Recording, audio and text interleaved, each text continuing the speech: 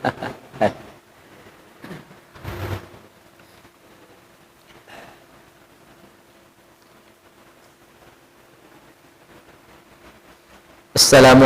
warahmatullahi wabarakatuh.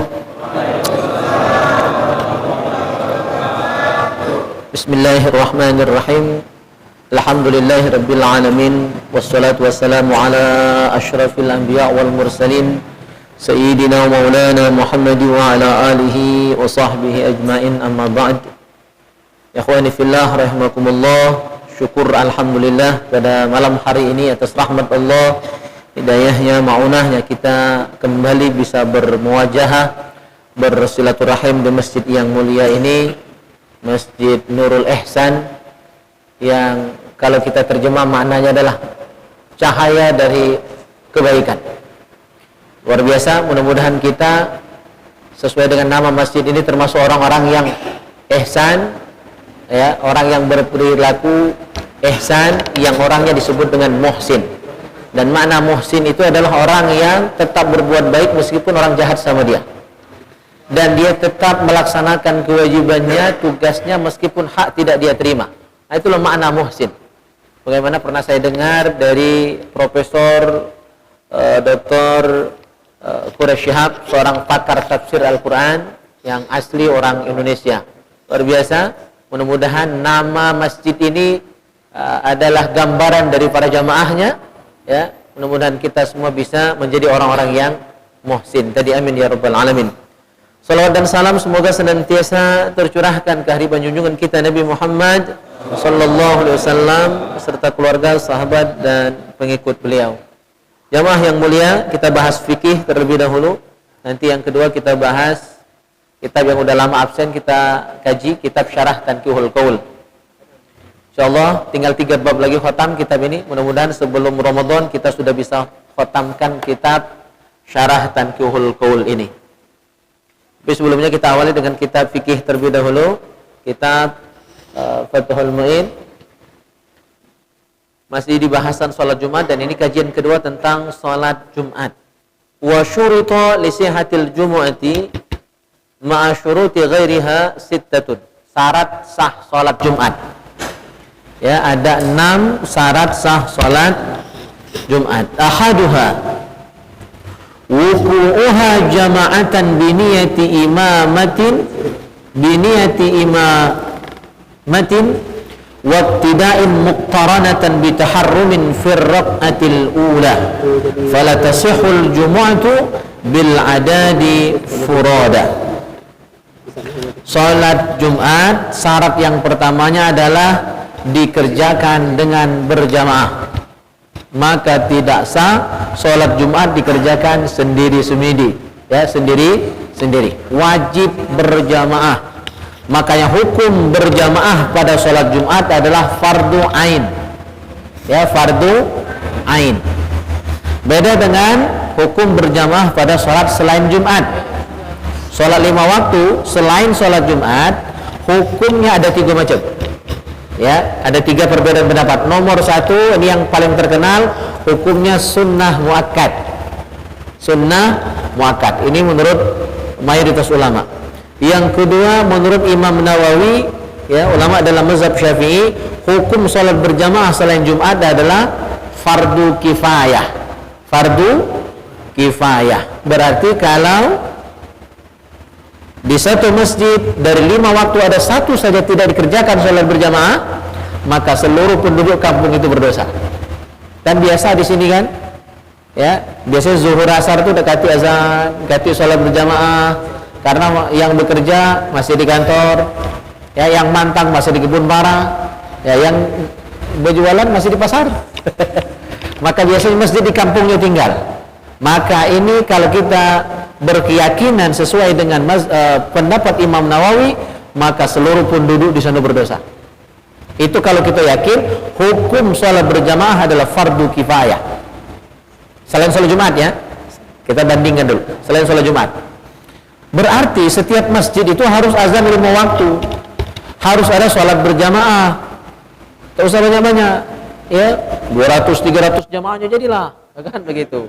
Ya, seluruh orang kampung tuh sholat kalau jadilah, tidak usah banyak-banyak, ya kan? Nah, itu melepaskan hukum fardu kifayah tadi.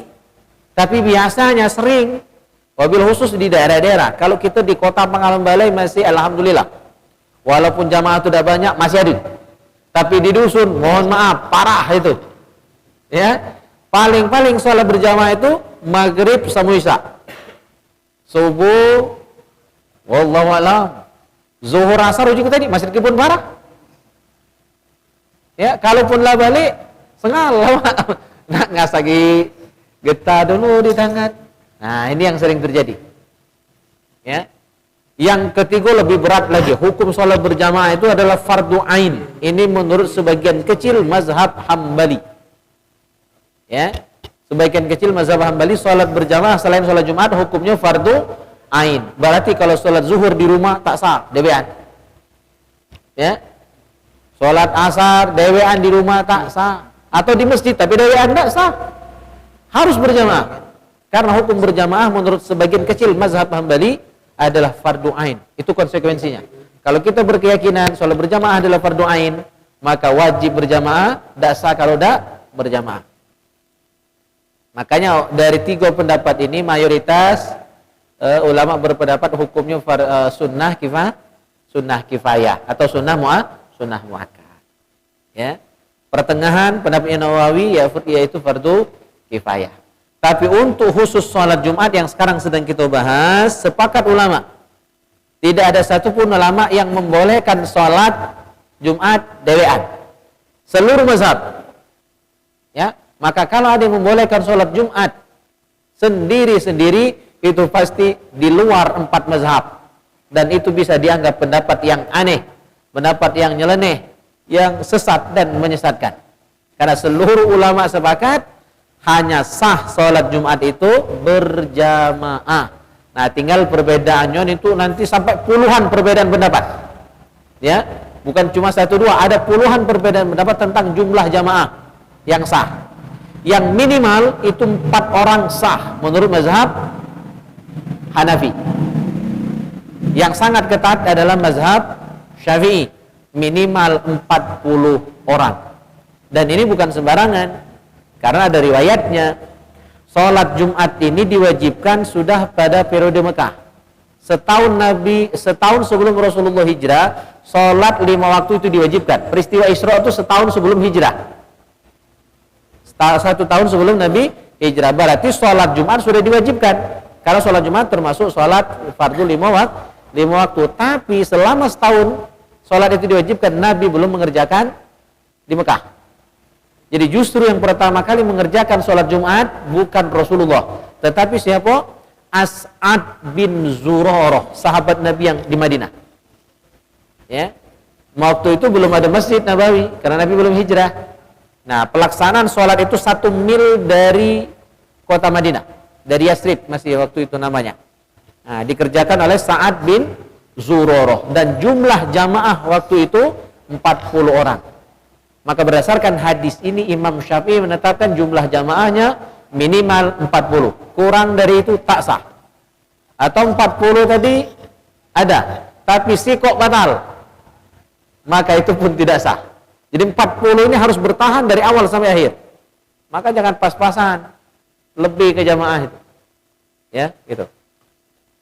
Jadi jelas ya bahwa hukum sholat Jumat ya hanya sah kalau dikerjakan berjamaah, walaupun nanti ada khilafiyah tentang hitungan jamaahnya. Tapi untuk Syafi'i 40. Karena hukum berjamaahnya wajib, ya, maka biniyati imamatin waqtida'in muqtaranatan bi taharrumin fi raqatil ula. Maka baik imam ataupun makmum wajib berniat sholat jamaah. Imam berniat jadi imam itu wajib. Makmum berniat jadi makmum itu wajib. Jelas ya? Jadi kalau imam tak niat imam, sholatnya batal. Nak baguslah bacaan dia, nak panjanglah ayat yang dia baca. Kalau sebagai imam sholat Jumat dia tidak berniat jadi imam, sholatnya batal. Karena niat rukun sholat. Rukun sholat tak sah pula sholat. Ya, gitu. Pun demikian makmum wajib berniat jadi makmum. Nah, kalau untuk makmum ini pada sholat selain Jumat pun wajib.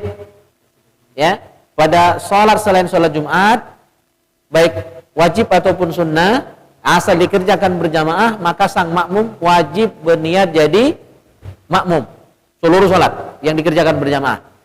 Nah, kalau sholat Jumat, kalau imam, ya hanya pada sholat Jumat, imam wajib berniat jadi imam. Gitu. Dan niat tadi, niat jadi imam, niat jadi makmum, dan seluruh yang wajib dalam niat, masih ingat? Ada 3, qasdu, ta'arrud, ta'yin. Plus kalau berjamaah berarti ditambah 1, jadi imam atau jadi makmum. Nah, 4 ini wajib pada sholat Jumat. Qasdu, ta'arrud, ta'yin, niat jadi imam atau makmum. 4 itu wajib. Dan niat tadi muqtaranatan bitaharrumin, disertakan dengan takbiratul ihram. Tidak boleh sebelum takbir, tidak boleh setelah takbir, harus bersamaan dengan takbir. Ini aturan dalam mazhab Syafi'i. Jadi ketika takbir, masuk ke niat sholat Jumat tadi. Tidak boleh di awal, misalnya berniat dulu, baru angkat takbir, tidak sah. Atau takbir dulu, Allahu Akbar, baru berniat. Sudah berniat, baru baca dalam tidak sah. Harus barengan dengan takbir, Allahu Akbar, dalam hati masang niat. Nah, itu namanya muqtaranatan, dibarengkan, disertakan. Nah, yang wajib berjamaah ini firraqatil ula, pada rakaat yang pertama. Walaupun tentu yuk ngapa nak keluar dari jamaah pada rakaat yang kedua. Nah, hukum ini kenapa kewajiban berjamaah ini hanya pada rakaat pertama? Andai kata ya pada rakaat yang kedua ada sesuatu dan lain hal, misalnya ada makmum yang berhadas misalnya, ya, maka kalau jamaah tadi lebih dari 40, sholat itu masih sah. Ya, atau pada rakaat kedua makmum tadi mufarokoh, ya, sholat berjamaahnya tetap sah, sholat Jumatnya, karena kewajiban berjamaah itu hanya pada rakaat yang pertama. Ya, tentu jangan karena alasan ini laju kita nak mufarokoh di rakaat yang kedua tanpa alasan, tidak, ya. Wala tushtaratul jama'atu fi raq'ati tsaniyah, tidak disyaratkan berjamaah pada rakaat yang kedua. Contohnya falau shallal imam bil arba'in rak'atan, jikalau imam sholat dengan jamaah 40 orang, ya, boleh 1 rakaat. Thumma ahdatsa fa atamma kullu minhum rak'atan wahdah aw lam yuhdits bal faraquhu fi tsaniyah wa atammu munfaridin ajza'athumul jumu'ah. Nah, imam tadi sholat berjamaah, ya, terus pada rakaat kedua imam tadi berhadas. Imam tadi berhadas contohnya. Maka makmum tadi sah melanjutkan dewek-dewek. Ya, sah melanjutkan sholat Jumat tadi sendiri. Karena hukum berjamaahnya hanya wajib pada rakaat yang pertama. Atau yang tadi saya contohkan, makmum tadi pada rakaat pertama jadi makmum, pas rakaat kedua dia mufarokoh karena kurang sreg misalnya dengan imam, maka sholatnya tetap sah yang mufarokoh tadi, karena hukum wajib berjamaah hanya pada rakaat yang pertama, tidak wajib pada rakaat yang kedua. Tapi kalau kati alasan ngapa nak keluar, ya kan, ngapa nak sholat dewek-dewek, ya, jadi ini hanya menunjukkan bolehnya, bukan berarti dianjurkan seperti itu.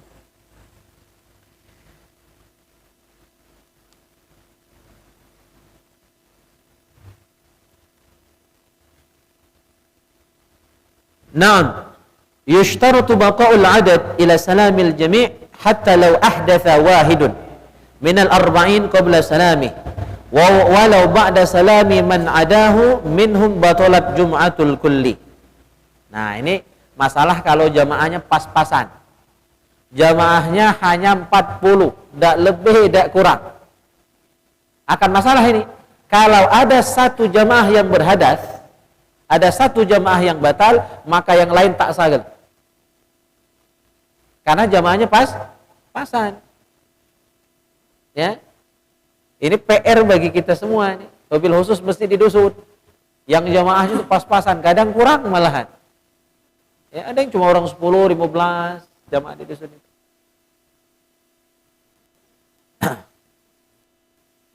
Terus bagaimana status orang yang sholat Jumat tapi masbuk? Nah, ini dibahas. Walau adrakal masbuk ruku'ats tsaniyah. Kalau ada orang masbuk pada sholat Jumat, dia hanya mendapati rakaat yang kedua dari imam. Berarti rakaat pertama dia tinggal, hanya ikut rakaat yang kedua. Wastamarra ma'hu ila an sallama, dan terus dia mengikuti imam sampai imam selesai salam. Salam yang pertama dan salam yang kedua. Ata bi raq'atin ba'da salami jahran. Maka makmum tadi berdiri lagi, nambah satu rakaat yang kurang, dan dia berdiri itu setelah imam mengucapkan salam, dan dia sholatnya jahran, secara jahar. Jadi makmum yang masbuk tadi nambah satu rakaat lagi kalau dia masbuk, dan sholatnya dia kerjakan secara jahar. Cuma kalau dia kedewean jangan jaharnya, jangan nyaingi suara imam. Maksudnya agak kedengaran tuh tidak masalah, ya gitu. Wa tammat jum'atuhu, maka sah sholat Jumat makmum masbuk tadi kalau dia dapat satu rakaat. Ya, in sahhat jumu'atul imam, kalau sholat imamnya sah. Nah, man sholat imamnya sah maka dia tak sah pula. Nah, itu berat jadi imam itu, dia nanggung makmum. Kalau imam sah, makmum meluk sah. Kalau imam tak sah, makmumlah tak sah pula. Ya. Jadi lajulah mana gantikan aku jadi imam di alam hari. Berat itu dia. Untung imam makmumnya tidak perlu banyak kecuali salat Jumat. Makin banyak makmum makin banyak tanggung jawab. Ya, makin banyak yang dipikul bebannya. Wa kadza man iktada bihi wa adraka rak'atan mahu kama qalahu syaikhuna. Jadi makmum masbuk pada salat Jumat itu sah asal dapat satu rakaat. Ukuran dapat satu rakaat ikut ruku, sempat ikut ruku bersama imam di rakaat yang kedua. Ya, sempat ikut ruku. Nah, kalau berlintasan imam iktidal, itu baru ruku, tak sah. Ya, tak sah. Nah, kayak itu bahasan berikutnya. Wa tajibu ala man jaa ba'da ruku'i tsaniyah. Wa niyatul jumu'at 'alal ashah. Wa in kanatiz zuhru hiya lazimatu lahu. Hiya lazimatu lahu. Wa kila tajuzu niyatuz zuhri wa afta bihi al-Bulqini wa atala al-kalam fi. Kalau makmum masbuk tadi datang setelah imam iktidal, berarti tidak dapat rukuk bersama imam di rakaat yang kedua. Maka sang makmum itu niat sholat Jumat. Jadi langsung takbir. Jadi misal kita biar perjelas ya, kita datang imam sudah bangkit dari rukuk, berarti sudah iktidal. Atau lebih apus lagi imamlah sujud, kita baru datang sujud di rakaat yang kedua. Atau lebih apus lagi imamlah tahiyat. Pada sholat Jumat ini nih, kita baru datang, berarti tidak dapat rakaat kan? Karena ukuran dapat rakaat adalah sempat rukuk bersama imam. Ya. Nah, kalau begitu caranya, maka kita langsung takbir. Kita ambil contoh paling terakhir lah, imam tahiyat. Biar jelas ya. Maka kita langsung baca usolli. Niatnya niat apa? Salat Jumat. Pendapat yang paling sahih menyebutkan niatnya salat Jumat. Usolli fardol ya. Jumu'ati rak'ataini, tetap nyebut jadi makmum enggak? Tetap nyebut. Ya, makmuman lillahi ta'ala. Takbir, Allahu Akbar, niatnya sholat Jumat. Karena imam sudah tahiyat, sudah takbir, sudah bersedekap tadi, duduk, miluk tahiyat. Kalau imam lagi i'tidal, ya berdiri itulah berarti.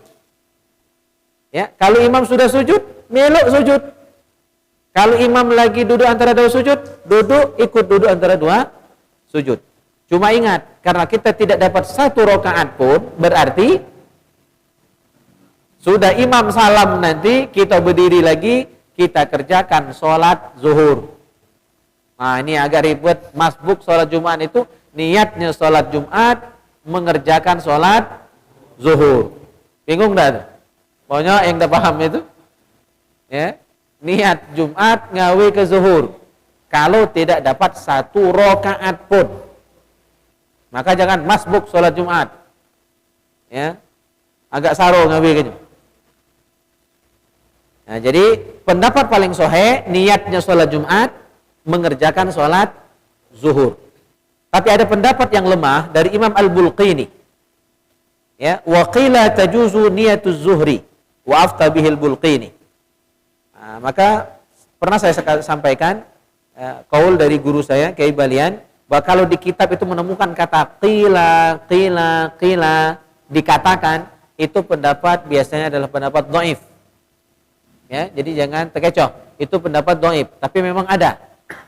Ya. Nah, menurut pendapat yang dhaif ini, niat zuhur ngawe ke zuhur. Berarti ada dua pendapat ya. Niat Jumat ngawe ke zuhur. Pendapat paling sahih. Pendapat yang lemah menyatakan niat zuhur ngawe ke zuhur. Silakan nak pilih pendapat mana. Ya. Kalau aku tidak galak milih dua-duanya, karena tidak galak masbuk. Ya, jangan sampai masbuk sholat Jumat. Paham sampai di situ? Jadi syarat yang pertama sahnya sholat Jumat berjamaah, tidak sah dewean. Mana kalau tidak mengerjakan sholat Jumat, atau baru setahun dua ini sholat Jumat, umur sekarang lah 60, baru sholat Jumat setahun 2 tahun, atau lebih parah baru sehari 2 hari inilah, baru seminggu 2 minggu inilah sholat Jumat itu, ya.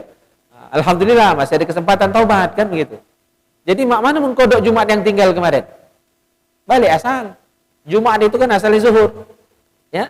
Maka mengkodok sholat Jumat caranya berarti diganti dengan zuhur. Ya. Karena sholat Jumat bukan hanya tidak sah dikodok sholat Jumat itu.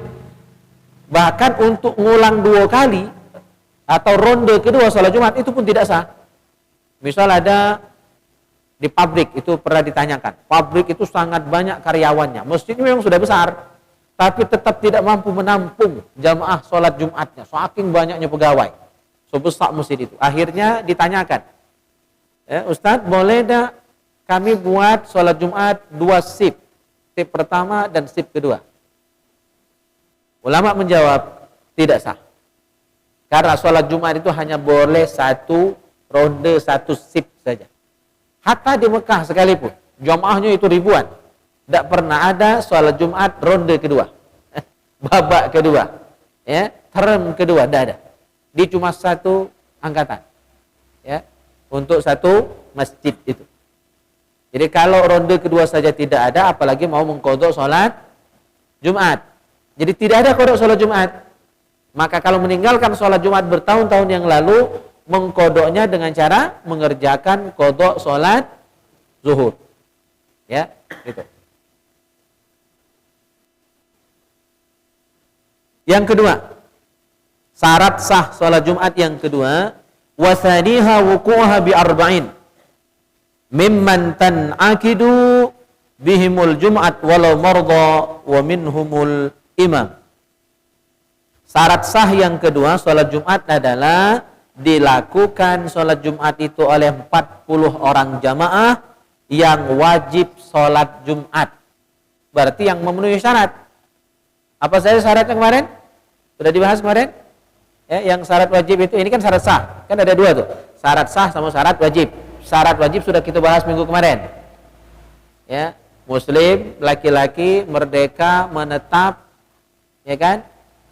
Ya, penduduk asli atau dia menetap dalam waktu tertentu, mukim. Ya, misalnya orang ngekos, itu kan berarti disebut mukim.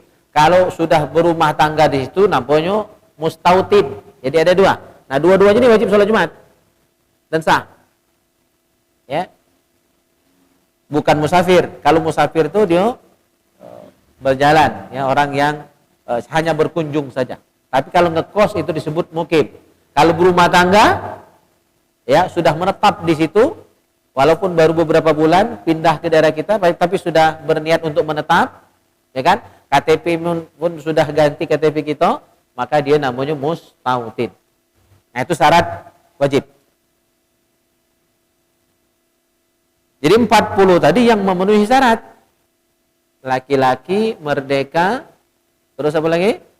Penduduk asli atau orang yang mukim.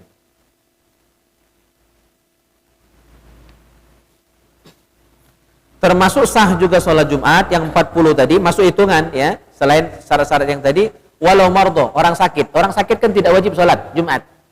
Tapi kalau mereka tetap ikut sholat Jumat sah dengan ditambahi mereka.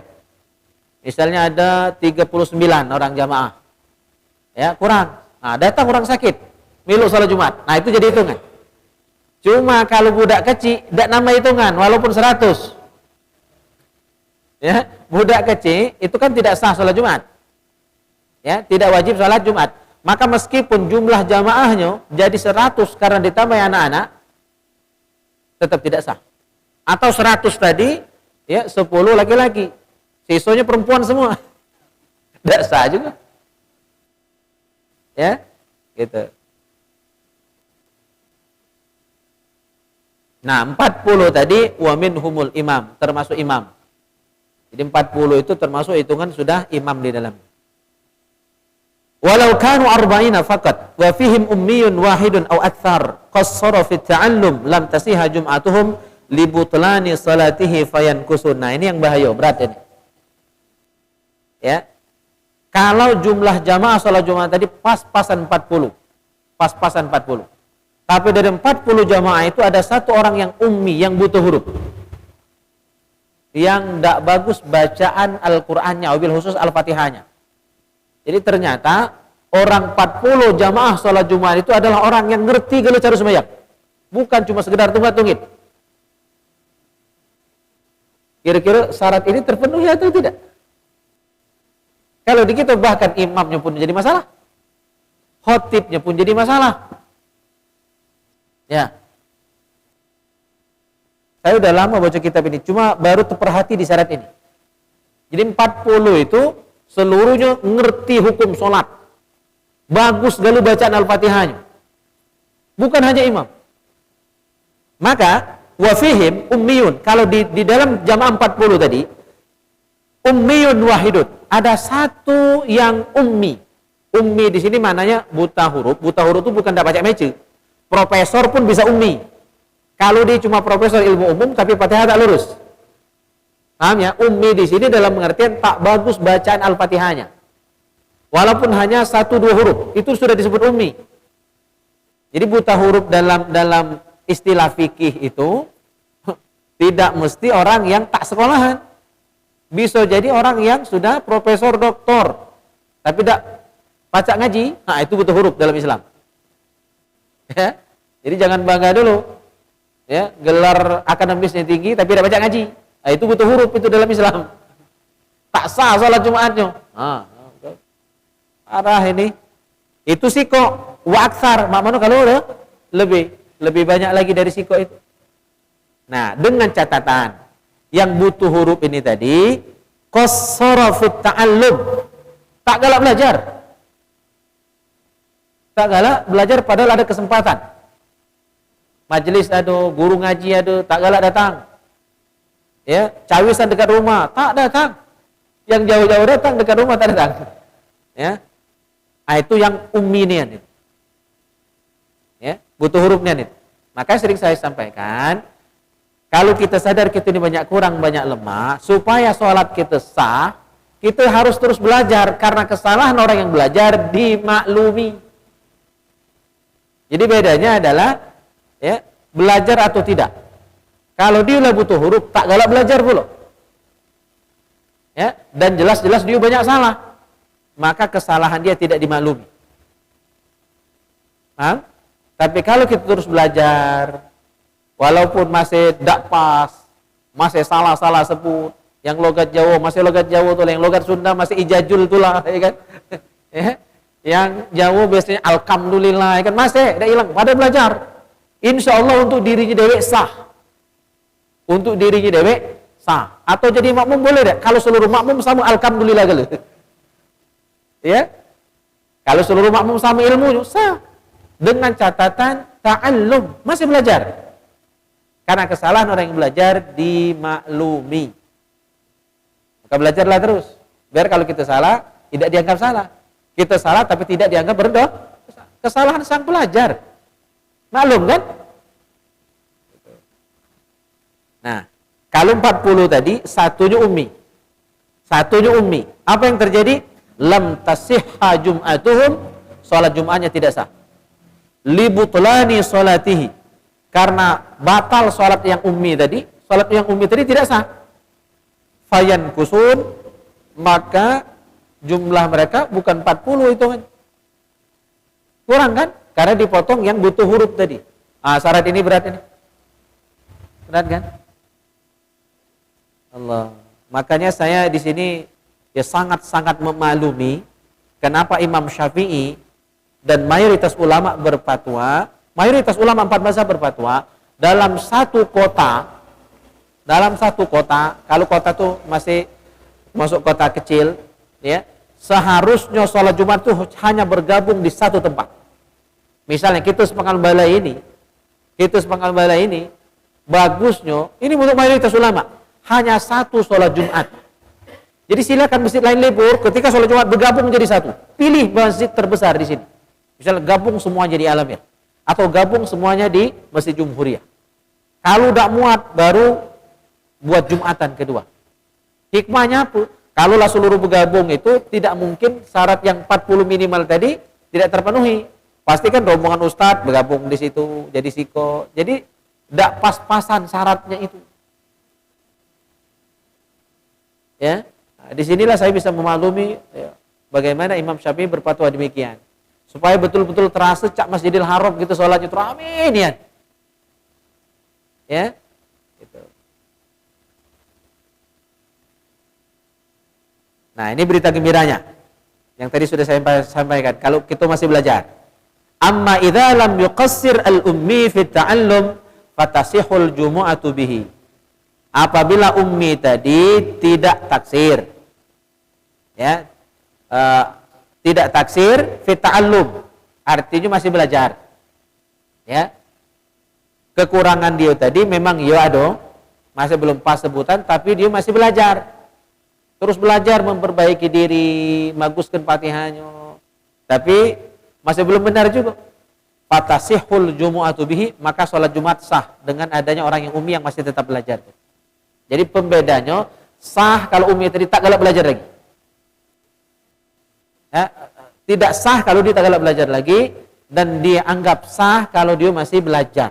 Terus berupaya untuk menjadi tidak ummi lagi. Ya, nah, inilah hikmahnya kita tetap majelis. Ya, insyaallah salat kita walaupun kurang-kurang, walaupun ada salah-salah, kesalahan orang yang belajar dimaafkan dan dimaklumi. Kama jazama bihi syaikhuna fi syarhil ubab wal irsyad tab'an lima jazama bihi fi syarhir raud. Nah, sebagaimana diterangkan oleh guru kita, dijelaskan dan diputuskan oleh guru kita dalam kitab Syarah Al-Ubab dan Al-Irsyad.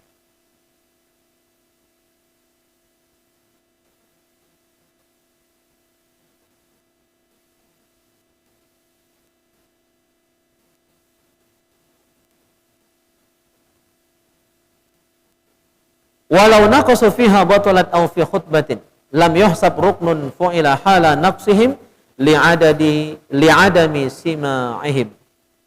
Nah, jumlah tadi kan 40 minimal. Kalau jumlah 40 tadi berkurang sewaktu khutbah sedang disampaikan. Ya, jadi dari 40 jamaah, ya, ketika khatib sedang berkhutbah ada yang keluar. Ya, ada yang buang air misalnya, tak ngulang lagi. Maka kurangkan jamaahnya, maka tak sah. Jadi itu kalau mepet yang itu saro, maka batalat, ya, khutbahnya batal. Lam yuhsab ruknun fu'ila hala naqsihim li'adami simaihim.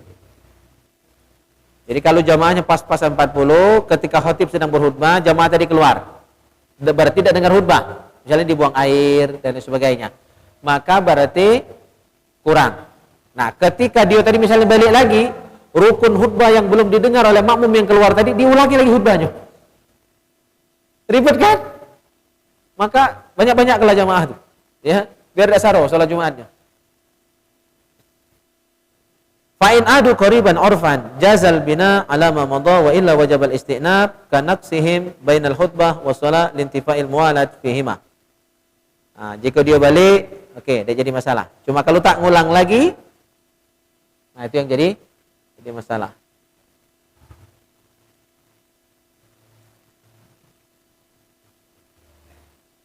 Oke, itu syarat yang kedua. Cukup untuk bahasan kita malam ini. Jadi syarat sah sholat Jumat, satu, dikerjakan berjamaah.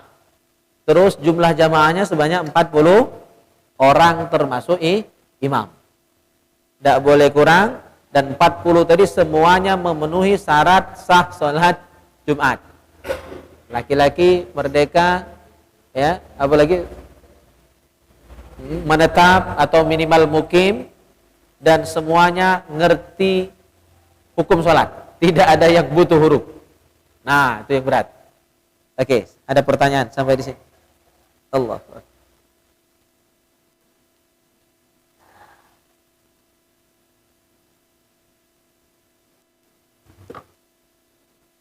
Ya.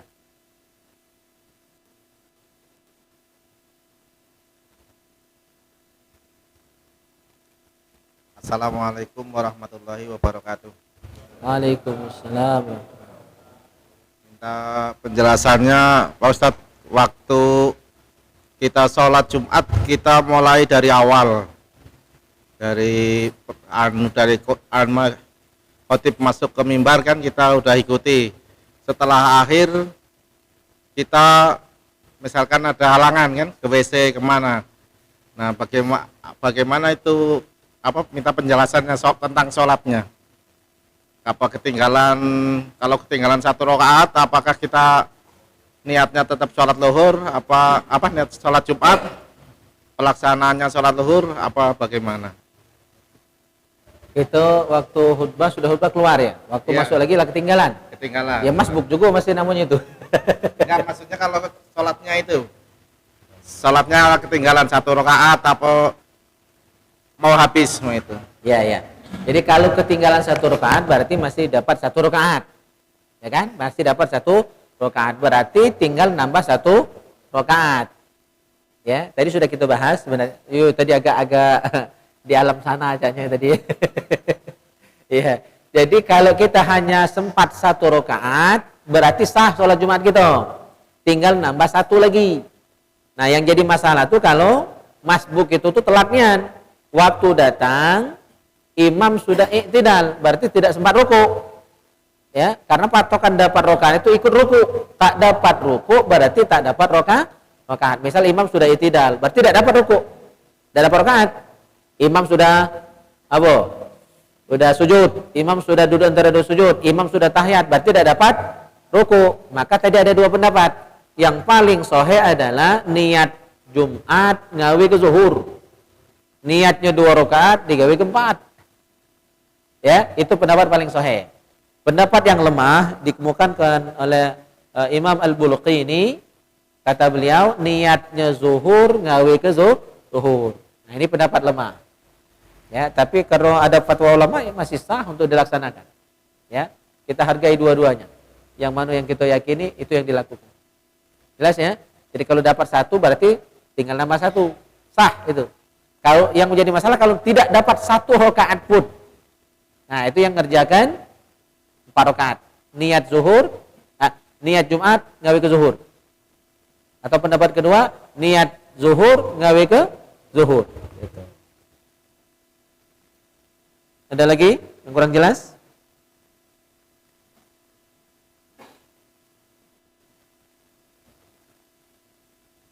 Assalamualaikum warahmatullahi wabarakatuh. Waalaikumsalam warahmatullahi wabarakatuh.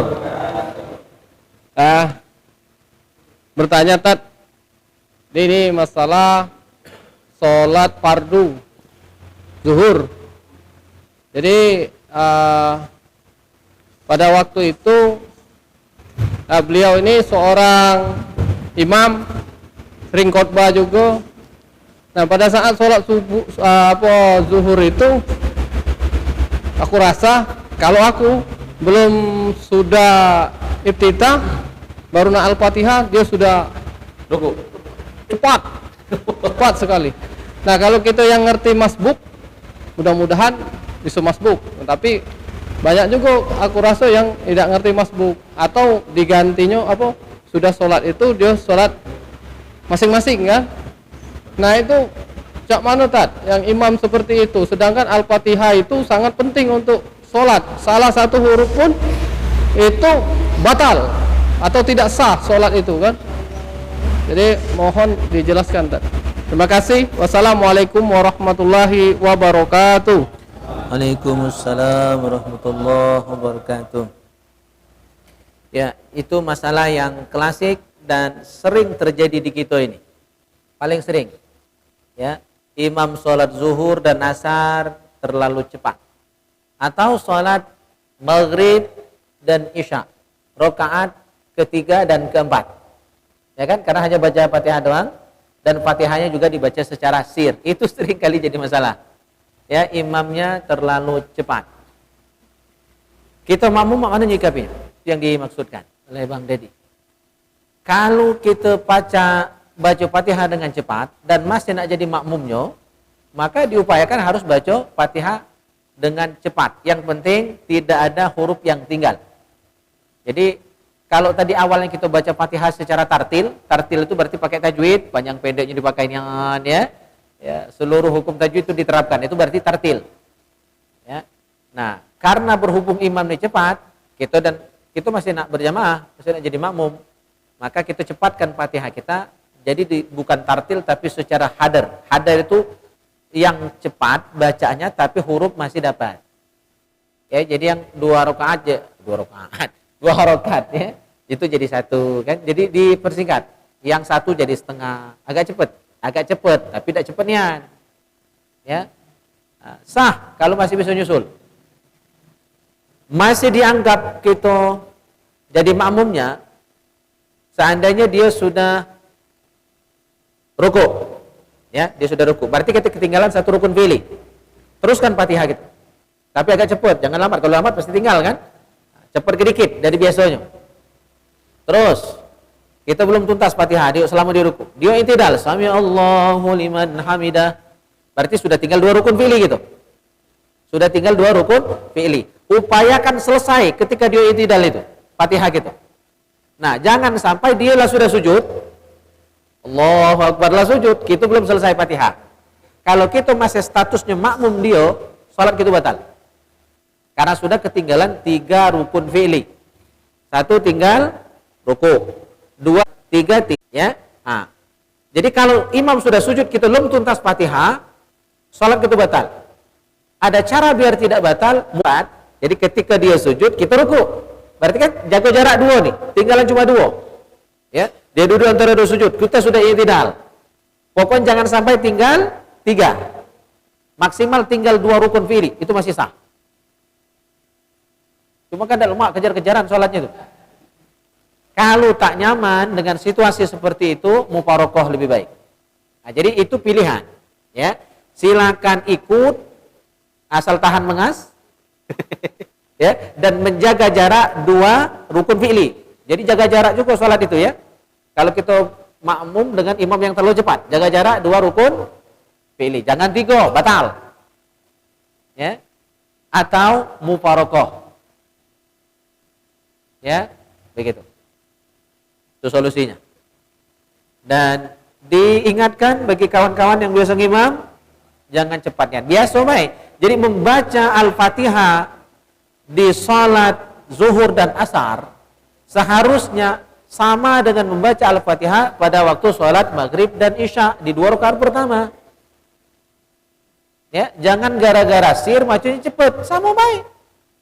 Jadi jahar dan sir tetap sama membaca Al-Fatihahnya. Semuanya dengan cara tartil. Insya Allah tidak ketinggalan. Kalaupun ketinggalan tidak jauh nian, kecuali makmum yang lelet nian, itu lain cerita. Ya, itu. Jadi 2 solusinya, tetap selesaikan Fatihah dengan jaga jarak, jangan tinggal 2 rukun fi'li, jangan lebih dari situ. Atau mufarokoh, memisahkan diri dari imam, sholat dewek.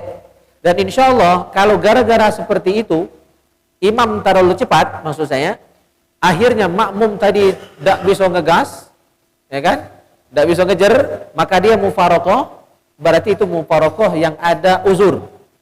mufaraqah karena ada alasan yang dibenarkan syar'i secara hukum, maka tetap dapat pahala jamaah meskipun dia memisahkan diri dari imam.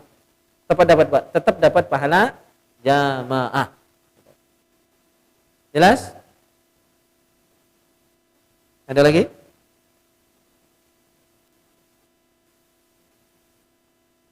Sambil dimakan rambutannya.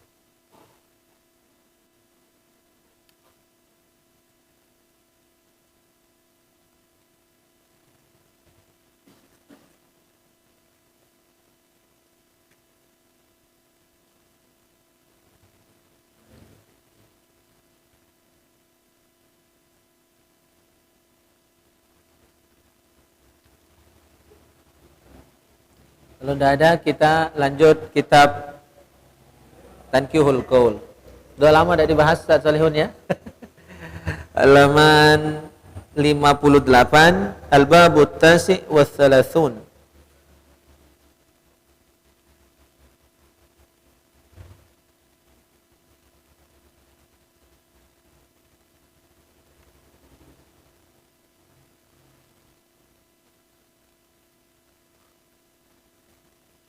Ya, bab yang ke-39. Nah, 2 bab lagi khotam gitu. Fi man'in niyahati 'alal mayyit, larangan meratapi mayit. Nah, kalau dapat musibah, sedih wajar, nangis ala kadarnya dianggap lumrah, masih dimaklumi. Yang dilarang itu adalah niyahah. Niyahah itu meratap. Sampai guling-gulingan di tanah, ngoyak-ngoyak ke baju, nabok-nabok pipi, ya. Nepak-nepak dadu, ya kan? Kepinsan-pinsan, nangis sampai terkering air mata. Nah, itu niyahah. Yang dilarang itu.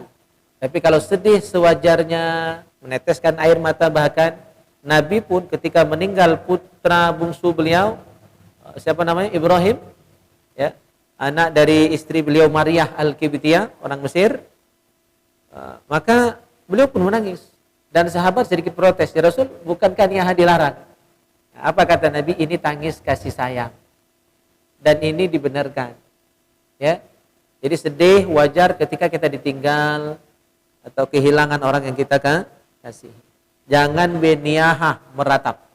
Nah, jadi kita akan bahas tentang larangan meratap ini, hadis Nabi tentang larangan meratap atau an-niyahah. Qala Nabi sallallahu alaihi wasallam, an-niyahatu amalun min a'malil jahiliyah.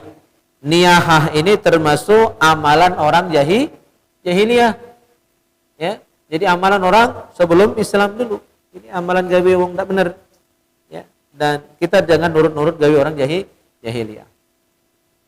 Wa qala alaihi salatu wassalam, man fa'ala an-niyaha kana aduwan lillah wal malaikati wan nasi ajmain. Barang siapa melakukan niyahah, meratap, ya, galau sepanjangan, itu boleh dibilang ya seperti itu. Tak sudah galau, terus. Ya. Maka orang yang melakukan niyahah, kata Rasulullah, berarti aduan lillah. Dia adalah musuh Allah, musuh malaikat, dan musuh seluruh manusia yang beriman kepada Allah Subhanahu wa taala. Jadi ini saking tercelanya, ya, niyahah itu. Berarti kan tidak percaya dengan takdir Allah. Padahal kita disuruh untuk sabar kalau diuji, syukur kalau dikasih nikmat, ridho dengan takdir, qada, ketentuan Allah. Karena tidak ada yang kebetulan di dunia ini. Seluruhnya adalah sesuai dengan kudrat dan iradatnya Allah. Atas izin Allah semua terjadi. Maka kalau kita berotoan, niyahah, meratap, itu sebenarnya yang kita ratapi adalah yang menentukan segala kejadian di alam semesta ini. Allah yang kita rutui. Maka ya, maka disebut dalam hadis ini karena aduan lillah, berarti di musuh Allah. Karena tidak setuju dengan takdir Allah. Wa qala sallallahu alaihi wasallam, taji'un naihah yaumal qiyamah tanbahu kanabihil kalb. Orang yang di dunia suka niyahah, suka meratap ketika mendapati musibah, maka di hari kiamat nanti dia akan dibangkitkan dalam keadaan suka menggonggong, sebagaimana anjing menggonggong. Jadi suara itu kan suara manusia, anjing, ya, dibangkitkan pada hari kiamat bagaikan anjing, menggonggong seperti anjing. Nauzubillah. Wa qala alaihi salatu wasalam taji'u an-naiha yaumal qiyamah sya'tha ghabra 'alaiha jilbabun min nar wa tadau yadaha ala ra'siha wa taqul wa wailah. Nah, orang yang niyaha di dunia ini pada hari kiamat nanti dia akan sya'tha. Sya'tha itu artinya rambutnya itu kusut masai. Jadi apa kusut masai itu? Ya. Berantakan rambutnya. Karena ini kan suka jambak-jambak rambut itu ya, orang yang niyaha itu. Jadi rambutnya nanti kusut masai. Terus ghabra, berdebu. Ya, rambutnya debuan, badannya debuan. Alaiha jilbabun min nar, dan dia akan memakai jilbab. Jilbab di sini selimut atau jilbab, ya bisa diartikan jilbab atau bisa diartikan selimut. Berselimutkan api. Badannya berselimutkan api, rambutnya kusut, berdebu dan berkemulkan, berselimutkan api. Wa taqul wa tad'u yadaha ala ra'siha, dan dia akan meletakkan tangannya di atas kepalanya. Ini. Ya. Itu. Terus sambil berkata, wa wailah, sungguh celaka aku, celaka aku, celaka aku kata. Jadi kondisinya sangat mengenaskan, orang gila gitu kan. Waqala sallallahu alaihi wasallam, la'anallahu an-naihah wal mustami'ah wal haliqah wal khariqah wal syaqqah was salighah wal washimah wal mustawshimah was salatah wa wasulta wal murta. Ya. Allah melaknat beberapa macam manusia. Nah, ini diantaranya yang dilaknat oleh Allah adalah an-naihah, yang suka meratap tadi. Wal mustami'ah, yang minta dengarkan ratapannya. Jadi sengaja jerit-jerit biar dikasihani ya. Minta dengar kenian, nangis. Wal haliqah. Haliqah ini buang sial. Akhirnya karena ada musibah yang sedang menimpa dirinya, cukur buang sial. Nah, itu juga dilaknat oleh Allah. Gara-gara dapat musibah, motong rambut, cukur, buang sial, kata-kata kan. Nah, ini sering juga dilakukan. Buang sial karena mendapat musibah tadi akhirnya motong rambut. Tapi kalau motong rambut karena panjang atau begundul karena banyak kutu misalnya kan, nah itu lain cerita ya. Ustaz Arisman ya, boleh itu. Datang ke Mugi sana itu nah. Ya. Kalau banyak kutu, banyak ketombe ada lemak, gaut terus kan. Nah, itu bagus. Wal khariqah, ketika dapat musibah ngoyak-ngoyak ke baju. Ya, marah dengan Tuhan itu. Wasyaqqah, ya, dan ngoyak-ngoyak ke baju juga ya. Wasalighah, mencakar-cakar muka, ya. Wal washimah, narik-narik kerah bajunya. Wal mustaushimah, minta tarik kerah bajunya. Wasalto, yang teriak-teriak, ya, jerit-jerit nangisnya ketika dapat musibah. Wal marta, dan orang yang ya mencukur rambutnya, jadi botak. Ya, gara-gara dapat musibah. Wa qala alaihi salatu wasallam, man naha 'indal musibah kutiba ismuhu fi diwanil munafiqin. Barang siapa melakukan niyaha, meratap karena mendapatkan musibah, maka namanya dicatat di catatan orang-orang munafik, termasuk kelompok orang munafik. Diwan itu dalam catatan. Ya, di buku tasbuknya orang munafik, masuk kelompok itu. Nauzubillah. Wa qala alaihi salatu wassalam, suratani sautani mal'unani fid dunya wal akhirah, mizmarun inda ni'mah wa rannatun inda musibah. Ada dua suara yang dilaknat oleh Allah dunia dan akhirat. Mizmarun inda ni'mah, nah, pesta ketika dapat nikmat, pesta berlebihan ya. Naik orkesan, ngundang biduan. Karena corona, orang datang kalau videonya tadi kan. Itu berlebihan, dapat nikmat bersyukur, bukan pesta besar-besaran. Gitu kan hobi itu ya. Ya, dilantik jadi RT orkesan. Ya. Ya, karena RT levelnya biduan desa ya kan. RW biduan Kota Madia ya kan. Dilantik jadi apa? Kades, jadi camat, jadi lurah, ngundang biduan ibu kota. Nah, itu suara yang tercela. Ya. mizmar inda nikmah. Ya, pesta, hiburan ketika dapat nikmat. Warannatun inda musibah. Dan suara ratapan ketika dapat musibah tadi. Ya Allah, Tuhan alangkah adilnya. Nah, kan ada ngomong itu kadang-kadang kan. Ya, begitu kejam aku sedang mencintainya tetapi engkau panggil. Nah, ya. Yang putus cinta biasanya itu tuh. Ratap-ratap, laju jomblo lagi ya.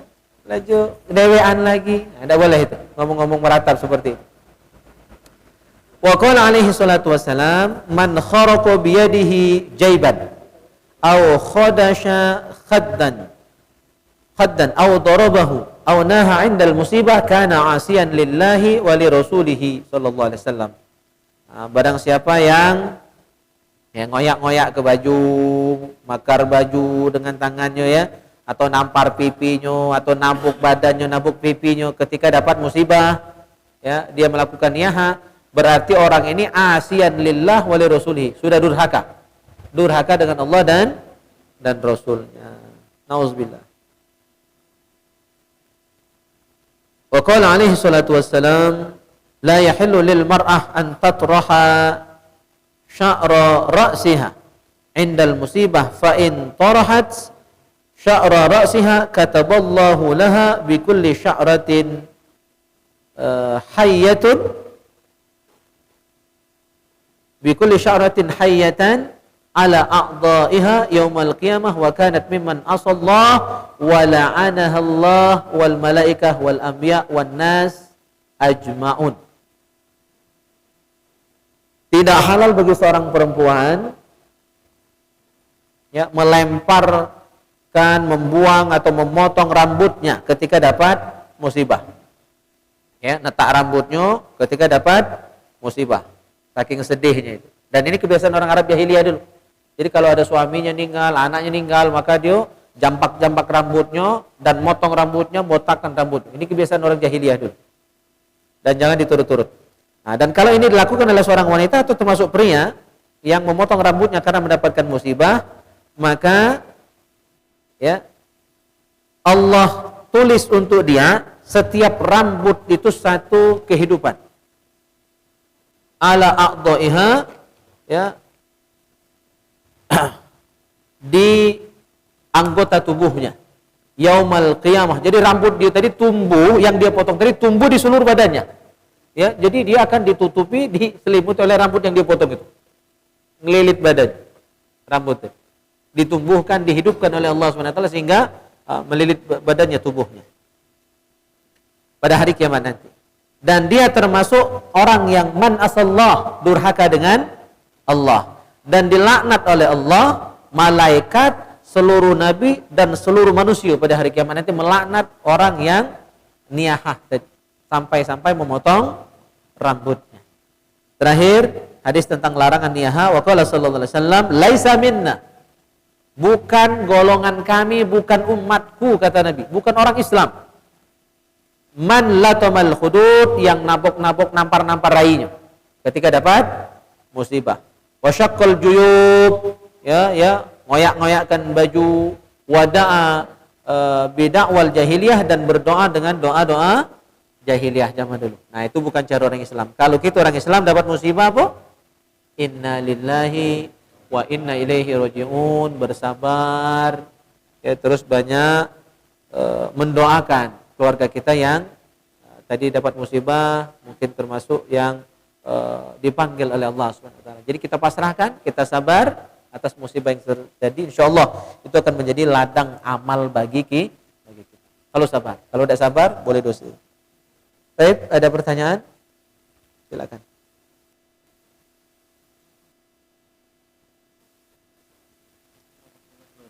Waalaikumsalam. Yang saya mau tanyakan, atau kalau menangis anaknya perempuan, atau apa termasuk niyaha, atau kalau nangis sampai seduh-seduh gitu, tapi dia mendoakan, ya Allah, sambil nangis tapi seduh-seduh itu nangis, ya Allah ampunlah orang tuaku, itu. Ya, tidak apa-apa. Itu nangis yang normal, yang wajar. Jadi yang niyaha itu dia berlebihan. Nangis itu teger-geru nih. Ya, kalau nangis sekedar sesenggukan atau hanya mengeluarkan air mata, ya, itu belum termasuk niyaha. Niyaha itu sampai meratapi nasib. Ya, sampai berkeluh kesah, nyala-nyala ke orang, nyala-nyala ke Tuhan. Ya. Nah, itu niyaha. Ngoyak-ngoyak ke baju, ya, nabung-nabung badan, guling-gulingan di pasir. Jalan kan? Sekalian kan ngadon pasir dengan semen kan? Itu. Jadi kalau nangis sambil mendoakan, nah itu alhamdulillah berarti tidak sampai niyaha. Itu masih normal, wajar. Oke. Nah, iya. Kalau sampai pingsan itu ya trauma itu masuk. Tapi tidak sampai niyaha kalau tidak sampai meratap yang berlebihan.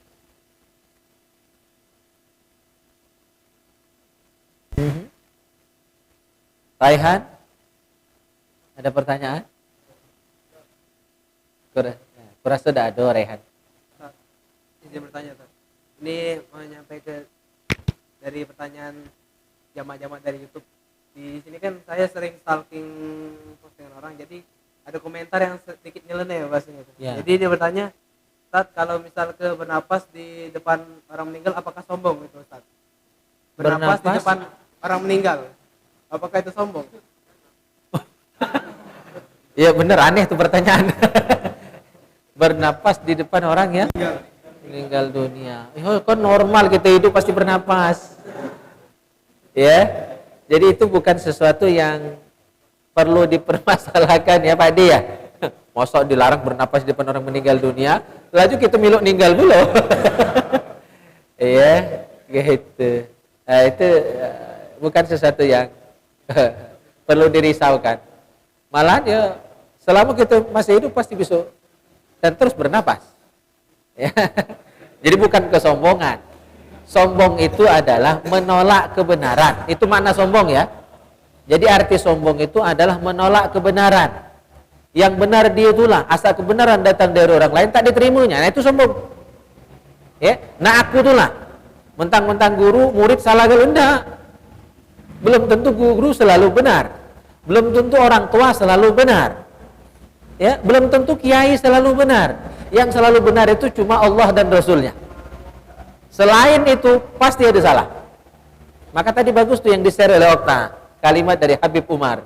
Saya akan berhenti ngajar, kata Habib Umar bin Hafiz, ya, dari Darul Mustafa yang beliau dirikan dengan segala upayanya, akan berhenti ngajar di Darul Mustafa di pondok beliau sendiri ketika aku merasa aku lebih baik dari murid aku, kata beliau.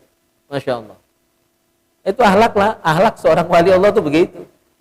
Jadi sombong itu bukan bernapas di depan orang meninggal tadi. Itu selama kita masih hidup tidak baca tidak pasti bernapas, ya. Nah, jadi makna sombong itu perlu diluruskan, menolak kebenaran. Arti yang benar itu dia itulah. Nah itu sombong. Asal orang ngomong salah itulah. Kau awak murid, awak bude, orang dusun, awak dah sekolah. Nah, itu cakap orang sombong biasanya. Ya. Itulah yang benar, orang lain salah.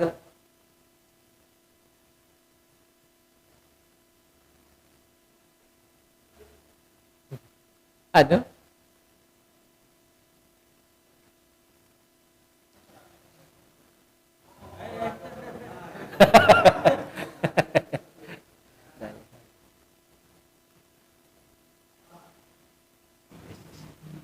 Assalamualaikum warahmatullahi wabarakatuh. Assalamualaikum warahmatullahi wabarakatuh.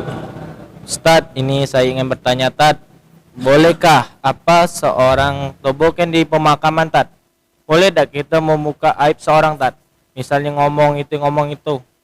Saat aku perhatikan di pemakaman, Tat, banyak orang mengosip, Tat. Bagaimana cara itu, Tat? Membicara kepada orang itu, Tat? Nah, itu saja. Masya Allah, luar biasa. Kalau wong makom tinggi itu pertanyaan tinggi belum? Iya, luar biasa itu pertanyaan jarang ditanyakan ya. Dan itu ladang dakwah bagi Rehan. Ketika nemukan yang seperti itu, stop. Nah itu kan, jangan ngupat ke wong. Nah, itu jarang kita berani ngomong seperti itu ya. Padahal itu dakwah. Sindir baik, ayo sudahlah perlu ngomong kurang tuh, itu kan. Itu baik. Sampai lihat baik kata ya. Itu sudah amar ma'ruf nahi mungkar dan itu berat. Ya. Yang namanya itu udah kata yang benar ngupatkan itu. Ya. Termasuk ngupatkan orang yang sudah meninggal dunia. Fa innahum qad afdau kata Rasulullah. Orang yang sudah meninggal itu sudah selesai urusannya di dunia. Ya, kati guna nak diomongkan, nak diupatkan, sebut ke kebaikan dia saja. Apalagi kita waktu ke makam itu ngikut ngantar jenazahnya, ngupat ke dia dulu. Sudah saya sampaikan waktu itu di peringatan meninggalnya orang tua Bu Camat gitu. Ya, sekarang tidak camat lagi kan? Ya, Bu. Saya sampaikan sudah. Jadi ada hadis di kitab Tazkiratul Qurtubi itu menyebutkan orang yang meninggal dunia itu ketika kita mengantar jenazahnya, ruhnya kan masih ngiring. Ya, ruhnya itu tahu dan dia tahu cakap orang yang ngiring ke jenazahnya itu. Yang ngupatkan dia tahu, yang muji dia tahu. Dan dia tersakiti dengan kita ngupat ke dia itu. Ya, jadi jangan ngupatkan yang masih hidup atau yang sudah meninggal dunia, itu lebih parah lagi. Mana nak minta maafnya itu. Kalau dengan yang masih hidup pernah kita upatkan, kita masih baca datang minta maaf. Kalau yang sudah meninggal, nak masuk kubur nak minta maaf, kan tidak mungkin. Jadi itu ditegur, diomongi. Kalau Raihan terdengar atau kita semua tahu, sindir-sindir saja. Ayo kita doakan. Lagi di ngupat itu dia ngomong nyuruh berhenti. Ayo kita marah. Nah, itu jadi dia minimal stop dari ngupat gowong itu. Ya, ayo kita marah ke sana. Cailah sudah. Atau ajak, aku nak jenguk marah ke sana. Ya, jadi dialihkan omongan dia itu sehingga tidak meneruskan omongannya itu. Ya, nah, itu tugas kita semua Rehan ya. Mantap.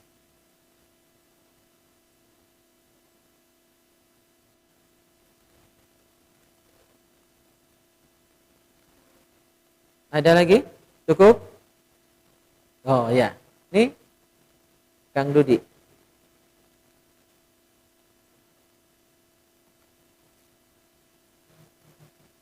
Assalamualaikum warahmatullahi wabarakatuh.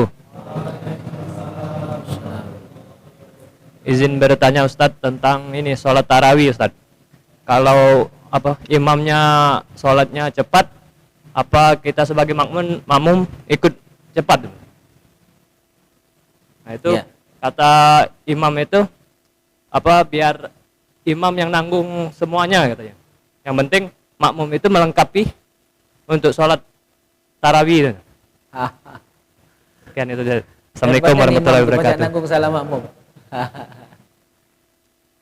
Jadi tidak sah sholat makmum itu kalau tidak baca Fatihah. Kan sudah sepakat. Berdasarkan hadis la sholata liman lam yaqra bi Fatihatil kitab. Tidak sah sholat orang yang tidak membaca suratul Fatihah. Nah, makmum sholat tarawih itu kan baca Fatihah juga. Kalau imam cepat, apa kesempat dia baca Fatihah itu? Apalagi yang 20 itu biasanya baca surah pendek semua. Ya.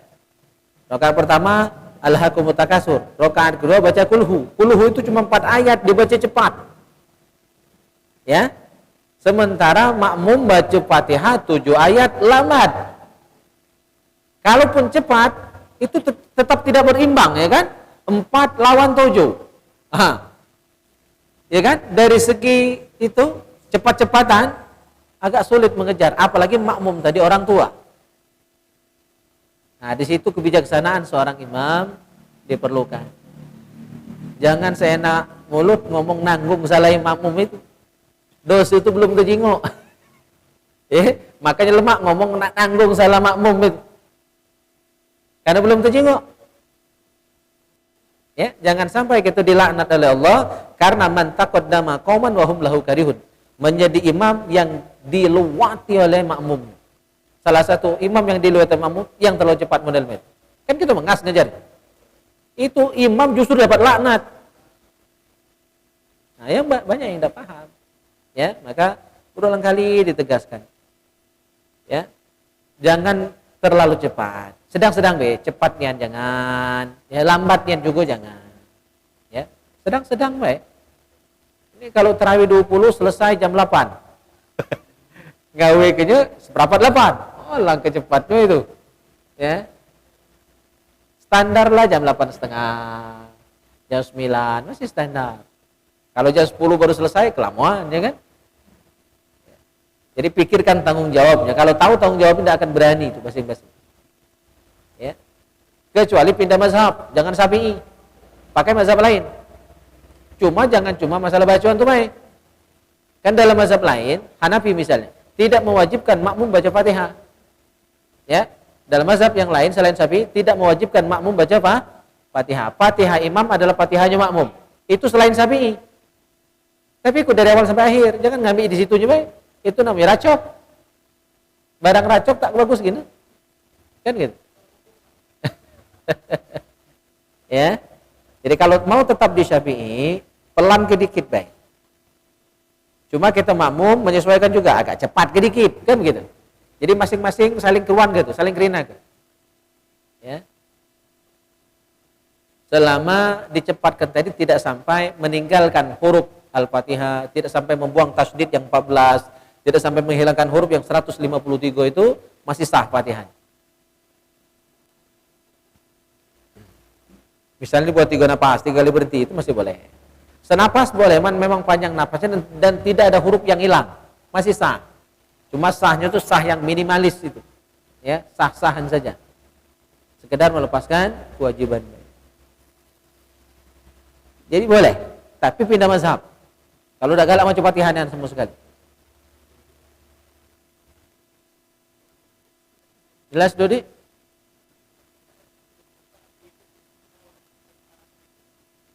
Ya, tadi jawaban untuk Pak Iskandar tadi. 2. Kalau kita baca ngikuti meloi.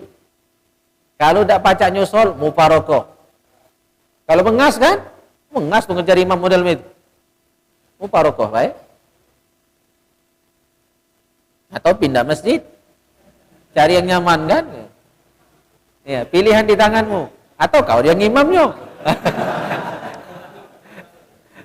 Ya dia yang jadi imam. Kan siap udah ditatar terus tuh di markas Baiker Fisabilillah ya.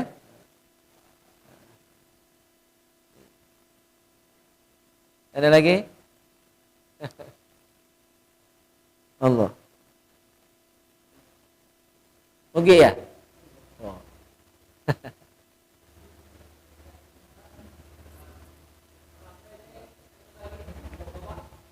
Apa?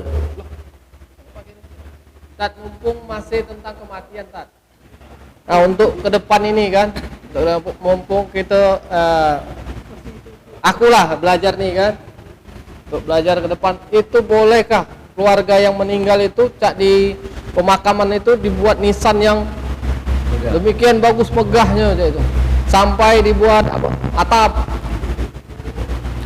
Di keramik nih.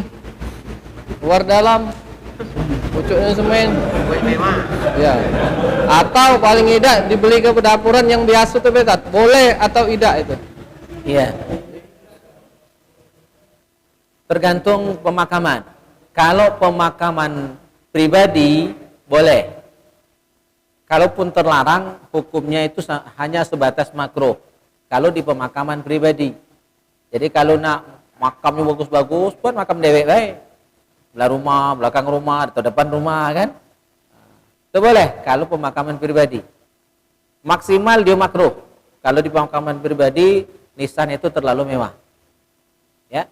Tapi kalau di pemakaman umum, soalnya itu sampai ngurangi jatah untuk yang lain, kayak batap-batap pula, ya, itu dilarang. Bahkan ada yang bilang sampai hukumnya haram. Jadi yang normal saja, yang cuma setingkat, ya. Terus sampai ketinggian, sampai batas tuko tingginya kan, di atap pula, pagar pula. Jadi jatah untuk 2 makam hilang oleh itu. Itu mempersempit, menghilangkan jatah, ngambil jatah orang lain. Kalau di pemakam umum itu maling namanya, maling. Dan itu termasuk kezaliman, ngurangi jatah orang. Ya, itu maka itu dilarang. Jadi kalau nak bagus-bagus ya, di tanah pribadi boleh. Paling banter hukumnya makruh. Ya, kalau makruh kan tidak dosa ya. Tapi pengecualian ulama memperkenankan kalau makam itu adalah makam para nabi. Ya, jadi memang boleh dibangunkan semacam kubah. Makam para nabi, para makam wali-wali Allah, makam orang-orang soleh itu boleh. Maka seperti makam Kiai Sulaiman, itu dibangun kubah, itu tidak semegah kalau di Timur Tengah itu dulu kan, itu megah-megah makamnya. Oleh orang Wahabi dibom itu sekarang, ya, dibom, saking tidak setuju dengan makam wali-wali Allah itu dibom oleh mereka, dianggap syirik kalau. Enggak, itu pengecualian. Jadi untuk makam para nabi itu boleh bahkan dibangunkan kubah, ya. Kalau bukan nabi, bukan wali, bukan orang-orang soleh, orang biasa saja gitu, maka makruh kalau di tanah pribadi, haram kalau di tanah pemakaman umum. Jadi hukumnya beda-beda. Oke? Mana Raihan? Sudah? Wah, mana Raihan lah sudah itu sudah gitu. Iya. Dia juru kuncinya majelis gitu ini. Iya. Kalau malam Rebu Mang Wahab. Selain itu Raihan kalau kuncinya. Baik, jamaah yang mulia, kita cukupkan mungkin taklim kita malam hari ini sampai di sini. Mudah-mudahan barokah, manfaat untuk kita semua. Yang jomblo semoga disegerakan jodohnya. Yang buntu semoga dilancarkan rezekinya. Yang sakit semoga disehatkan, diafiatkan oleh Allah Subhanahu wa taala. Amin ya rabbal alamin. Kita tutup dengan doa kafaratul majlis. Subhanakallahumma wa bihamdika asyhadu an la ilaha illa anta astaghfiruka wa atubu ilaik. Bismillahirrahmanirrahim. Alhamdulillahirabbil alamin. Allahumma salli wa sallim ala sayyidina Muhammad wa ala ali sayyidina Muhammad. Allahumma ij'al jam'ana hadha jam'an marhuma wa tafarruqana min ba'dihi tafarruqan ma'suma. Ya rabb kulli syai' bi qudratika ala kulli syai' ighfir lana kulli syai' ولا تسألنا عن كل شيء ولا تحاسبنا في كل شيء وأعطنا كل شيء ربنا آتنا في الدنيا حسنة وفي الآخرة حسنة وقنا عذاب النار وصلى الله على خير خلقه محمد وعلى آله وصحبه أجمعين والحمد لله رب العالمين. تقبل الله منكم.